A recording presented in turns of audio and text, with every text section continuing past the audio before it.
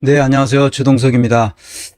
오늘은 우리가 지금까지 해왔던 그런 인사평가 방법론을 가지고 계속 정치인들이 어느 정도 유능한지 무능한지 그것을 평가하는 사례를 가지고 공부해 보겠습니다.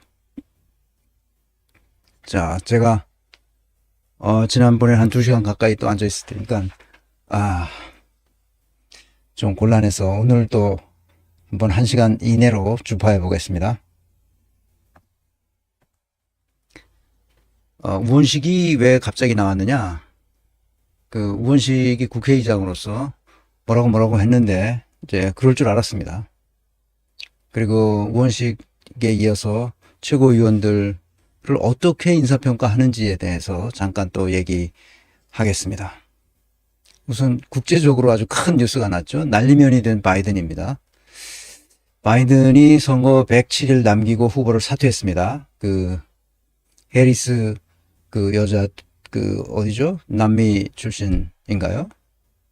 자메이카 출신인가? 어디 하여튼 60세가 아직 안 된 젊은 해리스 여성 부통령이 승계를 하도록 하겠다. 뭐 그런 얘기입니다.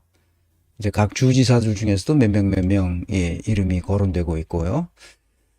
어떻게 될지 모르겠습니다. 하여튼 대통령 후보를 다시 뽑아야 되니까 미국도 민주당이 아마 바이든은 그래서 역사상 최악의 대통령이 될 것이라고 말하고 있는 것 같습니다. 트럼프가 그렇게 말하는 거죠. 미국이 왜 저렇게 됐을까 생각해 보면 1981년 이후, 그러니까 레이건 대통령 이후 미국도 국가적 재앙 상태가 지속되고 있습니다. 제가 81년이면 한국은행 있을 텐데 그때 저보다 한 2, 3년 선배였던 어떤 분이 굉장히 아주 똑똑하신 분인데 그분도 레이건 대통령이 당선되고 나서 이렇게 이거 뭐야 어떻게 된 거야 미국이 어떻게 되는 거야 항상 우리는 미국을 이게 보니까 거기에 계속 서플라이 사이드 이코노미 이게 이제 시작이 알리는 이야기들이 계속 미국 언론에 나오니까 서플라이 사이드가 뭐냐고 그분이 나보다 훨씬 더 경제학을 전공하신 분인데 나더러 물어요. 서플라이 사이드가 뭐야? 서플라이 사이드 이코노미. 서플라이 사이드 이코노미. 내가 잊어버리진 않아요. 그분이 나한테 묻지만 않았어도 그게 뭔지 나도 몰랐을 텐데 그거 이제 물어보는 바람에 이게 처음 듣는 말인데 이거 뭐지 하고 막 찾아보고 그랬습니다. 서플라이 사이드 이코노미가 시작됐죠. 그러니까 서플라이 사이드가 뭡니까? 공급 중심의 공급 지향적인 경제 체제를 만들겠다는 거였죠. 그게 소위 말하는 신자유주의 체제의 시작입니다. 그래서 지금까지 80년대, 90년대, 2000년대, 2010년대, 2020년대로 들어왔죠. 거의 40년이 넘게 뭘 한 거야? 신자유주의 체제를 미국이 그대로 썼죠. 중간에 뭘 어떻게 해보려고 클린턴도 있었고, 누굽니까? 흑인 대통령, 그 녀석도 있었고, 여러 사람이 있었지만, 다 안 됐습니다. 그냥 다 신자유주의 체제로 그냥 지금까지 왔죠. 국가적 재앙이 그래서 생긴 겁니다. 미국도 우리나라와 똑같이 서계 차경의 함정에서 벗어나지 못하고 있기 때문에 국가적 재앙이 기속되고 있습니다. 우리가 이걸 잘 몰라요. 미국은 정말 어마어마한 석학들도 있고 정말 훌륭한 엘리트들도 있고 국가적 자원이 얼마나 많습니까? 그냥 100년을 놀고 먹어도 전혀 끄떡도 하지 않을 그런 자원을 가지고 있는 나라에서 저렇게 엉망진창인 구조와 시스템을 가지고 국가가 운영되고 있습니다. 저것이 18세기에 만들었던 거 아닙니까? 18세기에 만든 제도를 아직까지 계속 가지고 있는 거예요. 얘네들 미쳤죠, 그러니까. 제정신이 아닙니다. 한국에서도 이 제도가 일제시대를 벗어나자 일제가 만든 것을 그대로 가져다 지금까지 계속 쓰고 있는 거예요. 사실상. 그것도 미국 제도를 더 거기다 덧붙여가지고. 그러니까 일본 제국주의 시스템에다가 미국 신자유주의적인 시스템을 그대로 갖다 붙인 거죠. 그러니까 엉망이죠. 그러니까. 말이 안 되는 거예요. 그래서 한국에서도 역사상 최악의 대통령 부부가 탄생할 것으로 보입니다. 시간의 문제죠. 얘네들은 바뀌지 않습니다. 근데 얘네들 바뀌지 않는 얘네들을 상대로 우원식은 이런 말을 하고 있습니다. 우원식이 뭐라 하냐? 야당에서 방송사법을 지금 입법을 하고 있는데 멈추라! 개 섞어라! 이러죠. 민주당에다가 방송사법 입법 멈춰라. 그러니까 민주당에서 이거 뭐야? 이거 뭐야? 그러니까 여당 먼저 수용해라 그러면. 여당이 이 법을 수용해라. 이렇게 얘기를 나왔죠. 그랬더니 여당이 수용했겠습니까? 이런 지하에 여당은 방송법 중재하는 것을 우원식이 중재하겠다는 것을 거부해. 너 중재하지 마. 그러자 우원식이 뭐라니? 정부가 답해라 그러면. 여당과 정부가 한통속이라는 것도 모르나 이 사람이? 와, 정말 이 우원식 이게 보통 사람이 아니야 이게.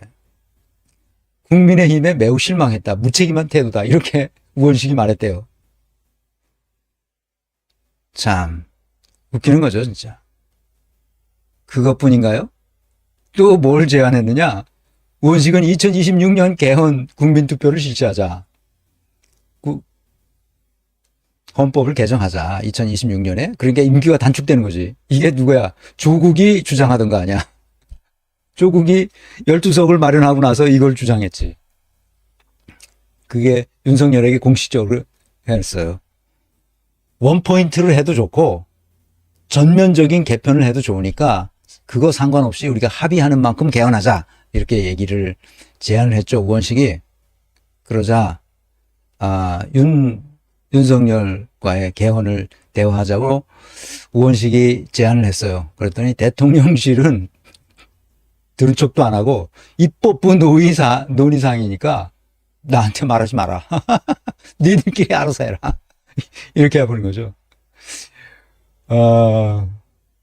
우원식은 개헌에서 가장 중요한 역할을 하는 것은 대통령이다. 여당은 뭐라냐?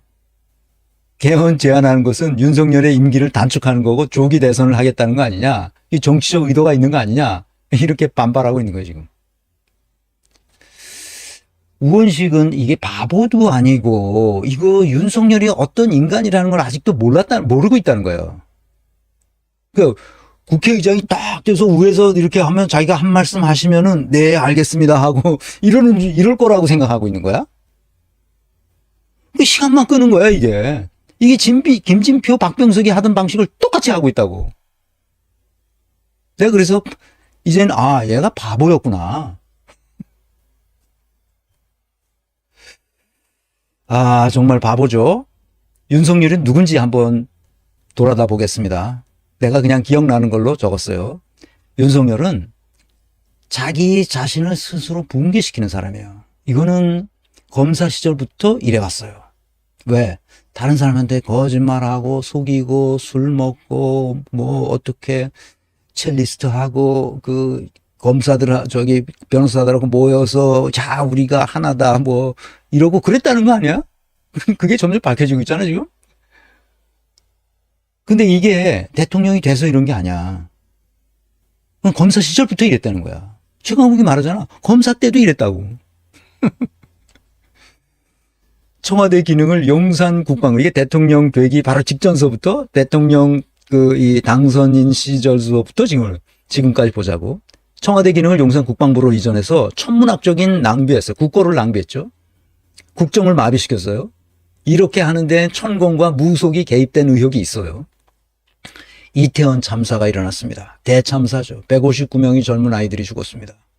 몰상식한 후속 조치를 했고 인간의 존엄성이 파괴되는 것이 어떤 것인지를 알게 됐어요. 이게 윤석열이 한 짓이죠. 화물연대를 탄압해서 노동자들의 단결권을 무시하고 노동 가치를 파괴했습니다. 헌법을 무시한 거죠. 이게 윤석열입니다. 대법원 판결을 무시한 채 징용 피해자를 제3자에게 배상하도록 했어요. 헌법 정신을 파괴한 거죠. 윤석열이 짓입니다. 친일 외교를 하면서 매국 행위를 했어요.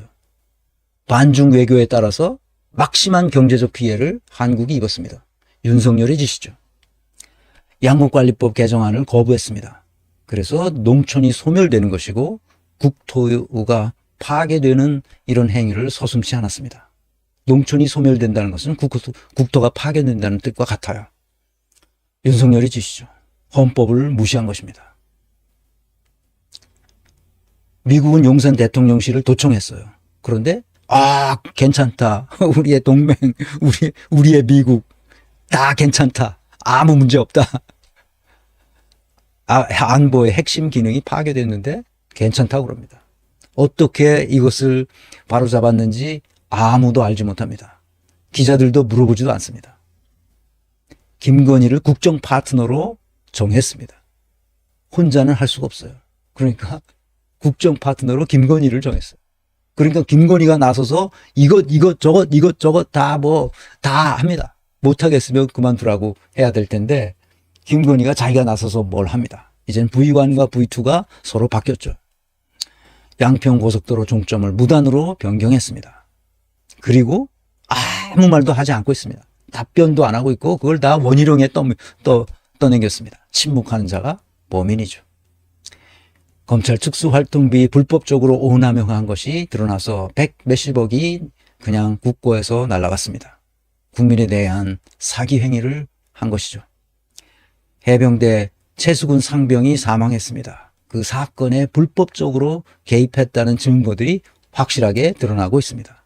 법 질서를 파괴한 것이고 직권을 남용한 것이고 말이 안 되는 겁니다. 헌법을 무시한 것이죠. 윤석열이 한 짓입니다. 김건희가 했을지도 모른다고 하는 말이 나오고 있죠. 일본의 원전 핵폐수 방류를 옹호하는 매국적 행동을 했습니다. 국민 건강과 환경에 심각한 문제가 있음에도 아랑곳하지 않습니다. 일본에게 좋은 것은 우리에게 좋은 것이다. 이런 사상을 가지고 있는 사람입니다. 근데 바뀌질 않아요. 홍범도 장군 흉상을 철거했습니다. 육사에서. 독립운동 공훈 지우기를 하고 있는데 그것은 반역사적 만행에 해당되는 겁니다. 심각하죠. 이건 헌법을 파괴하는 행위입니다. 잼버리 대회에 참사가 일어났습니다. 부산 엑스포 유치전 부족해서 29대 119로 참패했습니다. 우리가 이길 가능성이 있다고 수천억을 때려 부었습니다. 그래서 어떻게 됐어요? 29대 119로 졌습니다. 나 같으면 부끄러워서라도 그 자리에서 내려올 것 같습니다. 마지막으로 이재명에 대한 정치적 테러 사건, 목에 칼을 맞았습니다. 그런데 그 수사한 게 어떻게 됐는지 국민들이 몰라요. 쉬쉬쉬쉬쉬. 발표도 비공개로 해. 이런 걸 다 경험했잖아, 우리가. 지난 2년간. 다 경험하지 않았어요? 근데 우원식은 윤석열이 어떤 인간인지에 대해서 아직도 파악이 안 됐다는 거예요. 그러니까 얼마나 머저리야. 내가 그래서 우원식에게 묻고 싶어요.